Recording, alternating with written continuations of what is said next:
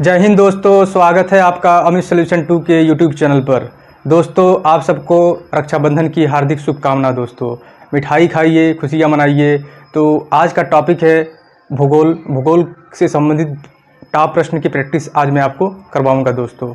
तो आइए white board की ओर चलते हैं और ट्रिक के माध्यम से आपको बताने का प्रयास करूँगा ऐसे क्वेश्चन जो हाल ही में जो एग्ज़ाम होगा 24 तारीख को पीटी का, उसमें आने की संभावना है दोस्तों। ठीक है, तो आइए व्हाइट बोर्ड की ओर चलते हैं और स्टार्ट करते हैं टॉप महत्वपूर्ण क्वेश्चन भूगोल की प्रैक्टिस करने का। ठीक, आइए देखिए, छठवां प्रैक्टिस सेट है, ये भूगोल का है। भूगोल के टॉप 10 क्वेश्चन की मैं प्रैक्टिस करवाऊंगा जो एग्जाम में आपको देखने को मिलेंगे दोस्तों। 80% संभावना है कि एग्जाम में आपको देखने को मिल सकते हैं। आइए देखते हैं पहला क्वेश्चन और ट्रिक के माध्यम से बताऊंगा। पहला क्वेश्चन है कि कर्क रेखा भारत के किस राज्य से नहीं गुजरती है? बताइए दोस्तों कि कर्क रेखा भारत के किस राज्य से नहीं गुजरती है दोस्तों? बताइए। ऑप्शन में दे रहा हूँ, पहला है गुजरात, दूसरा है राजस्थान, तीसरा है छत्तीसगढ़, चौथा है बिहार। तो बताइए दोस्तों, गुजरात, राजस्थान, छत्तीसगढ़, बिहार में ऐसा कौन सा राज्य है जहाँ से कर्क रेखा नहीं गुजरती है दोस्तों? मैं बता दूंगा आप सबको, 8 राज्यों से कर्क रेखा गुजरती है दोस्तों। 8 राज्यों से कर्क रेखा गुजरती है। इसे मैं समझाने के लिए आपको एक ट्रिक बताऊंगा। रात के मध्य 36 खंड के पश्चिम में पूरा रम गया। मैं ट्रिक लिखता हूं, पहले मैं उत्तर नहीं बताऊंगा, आपको समझाऊंगा, तब आपको उत्तर खुद ब खुद पता चल जाएगा। आइए लिखते हैं, रात के मध्य में 36 खंड के पश्चिम में पूरा रम गया। देखिए,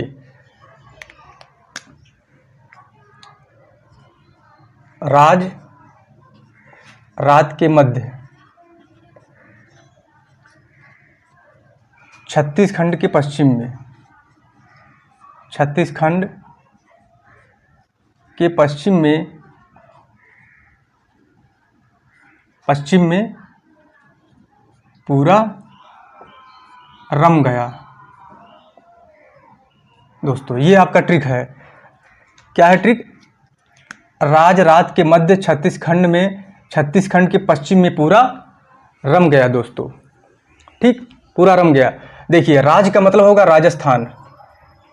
नोट करते जाइए, बहुत ही महत्वपूर्ण ट्रिक है। 8 राज्य, कर्क रेखा भारत के 8 राज्यों से गुजरती है। इसमें बताना है किस राज्य से नहीं गुजरती है। तो देखिए, तो दोस्तों देखिए, रात का मतलब होगा गुजरात। रात का मतलब क्या होगा? गुजरात होगा, ये गुजरात। मध्य का मतलब आप जानते हैं मध्य प्रदेश। 36 का मतलब छत्तीसगढ़, और खंड का मतलब झारखंड। पश्चिम का मतलब पश्चिम बंगाल, और पूरा का मतलब त्रिपुरा, रम का मतलब मिजोरम।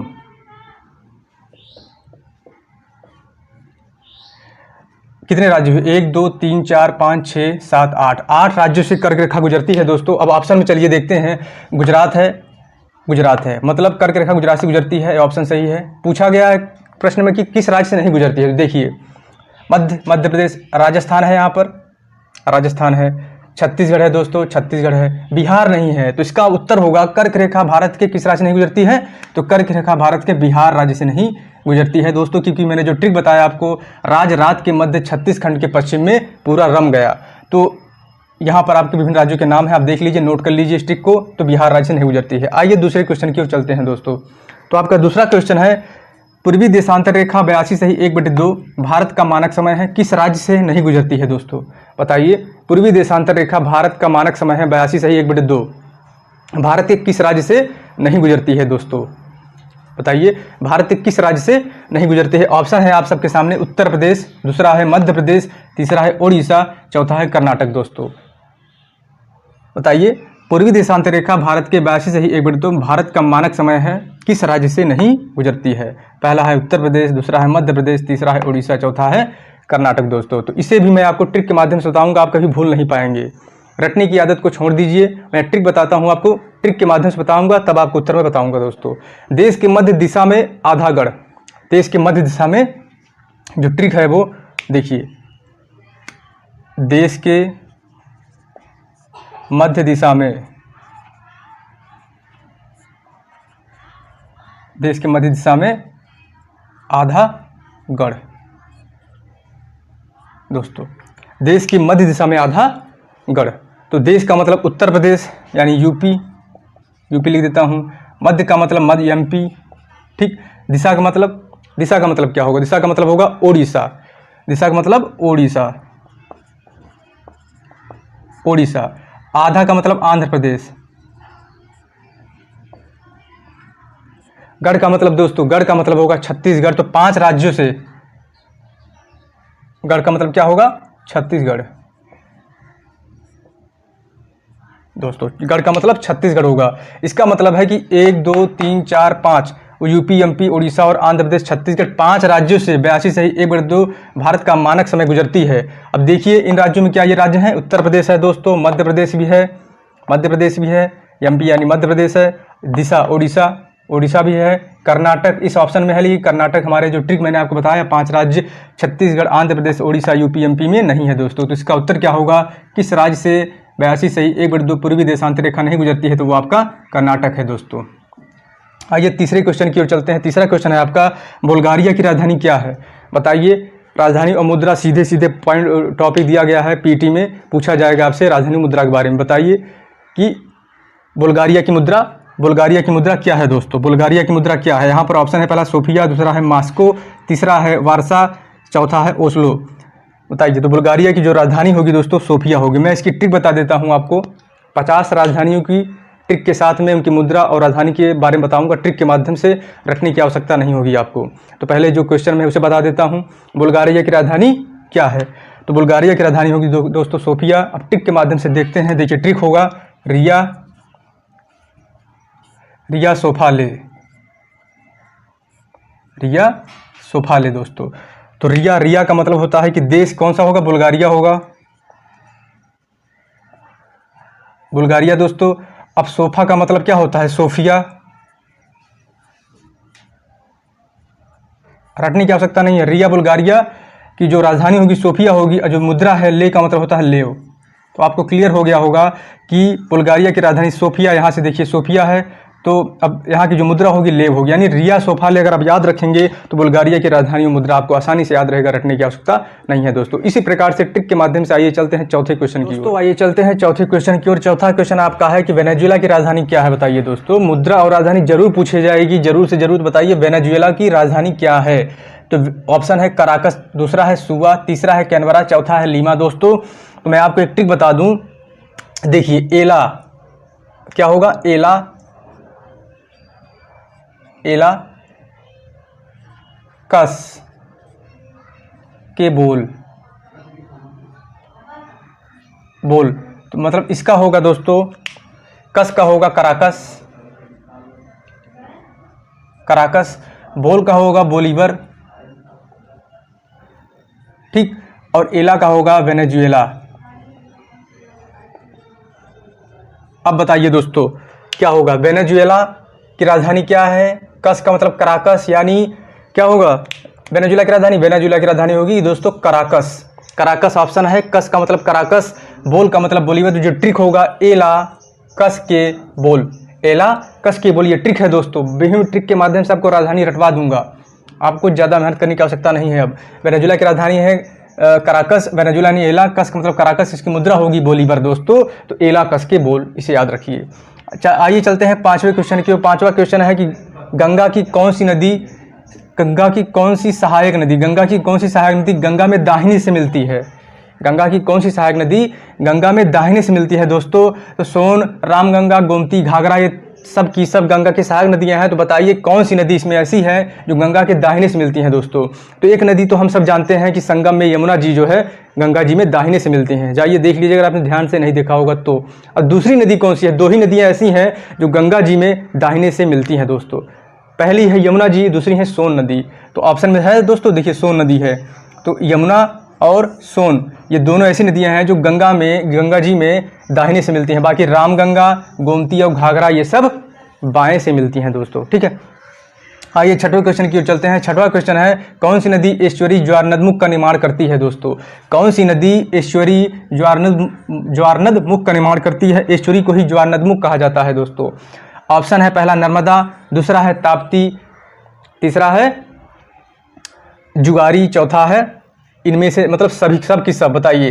तो दोस्तों मैं आपको बता दूं, जो पश्चिम की तरफ यानी पूर्व से पश्चिम की तरफ जो नदियां बहती हैं वो ज़्यादातर नदियां एस्चुरी यानी ज्वारनदमुख का निर्माण करती हैं। तो पश्चिम की तरफ जो नदियां बहती हैं पूर्व से, वो अरब सागर या खंभात की खाड़ी में गिरती हैं दोस्तों। तो कौन सी नदियाँ हैं? पहला तो नर्मदा पश्चिम की ओर बहती है, यानी ये ज्वारनदमुख यानी एस्चुरी का निर्माण करती है दोस्तों। पहला नर्मदा। ताप्ती भी पूर्व से पश्चिम की ओर बहते हैं, यानी ये भी अरब सागर या खंभात की खाड़ी में गिरती होगी दोस्तों, तो ये एस्चुरी का निर्माण करती है। ठीक। जुआरी भी गिरती है पूर्व से पश्चिम की ओर, यानी खंभात की खाड़ी अरब सागर में गिरती है, तो पश्चिम की ओर बहती है दोस्तों। जितनी भी मैंने बताया, जितनी भी पश्चिम की ओर बहती हैं नदियाँ वो अरब सागर में गिरती हैं, वो सब ज्वारनदमुख यानी एस्चुरी का निर्माण करती ही हैं दोस्तों। तो इनमें क्या होगा? सभी ऑप्शन होगा। सब के सब क्या करती हैं? एस्चुरी या ज्वारनदमुख का निर्माण करते हैं, चाहे नर्मदा, ताप्ती, जुआरी, भरतपुजा, पंबा, ये सब की सब नदियाँ, मांडवी, ज्वारनदमुख का निर्माण करती हैं एस्चुरी। इसका ऑप्शन सभी होगा। 7वां क्वेश्चन है, कौन सी पर्वत श्रेणी दक्षिण भारत को उत्तर भारत से अलग करती है? बताइए दोस्तों कमेंट बॉक्स में कमेंट करके। बहुत ही महत्वपूर्ण क्वेश्चन, डायरेक्ट छपने वाला है दोस्तों, ध्यान से देख लीजिए इस क्वेश्चन को। कौन सी नदी, कौन सी पर्वत श्रेणी दक्षिण भारत को उत्तर भारत से अलग करती है दोस्तों? बताइए। ऑप्शन है, पहला अरावली, दूसरा है विंध्य श्रेणी, तीसरा है सतपुड़ा श्रेणी, चौथा है इनमें से कोई नहीं दोस्तों। तो इसका जो ऑप्शन होगा, राइट आंसर जो इसका होगा दूसरा वाला होगा, विंध्य श्रेणी। कौन सी पर्वत श्रेणी दक्षिण भारत को उत्तर भारत से अलग करती है? तो जो विंध्य श्रेणी है दक्षिण भारत को उत्तर भारत से अलग करती है दोस्तों। 8वां क्वेश्चन है, भारत की चीन म्यांमार सीमा का ट्रांजिशन किस दर्रे को कहा जाता है? देखिए भारत, चीन और म्यांमार सीमा का ट्रांजिशन किस दर्रे को कहा जाता है? ध्यान से देखिए दर्रों।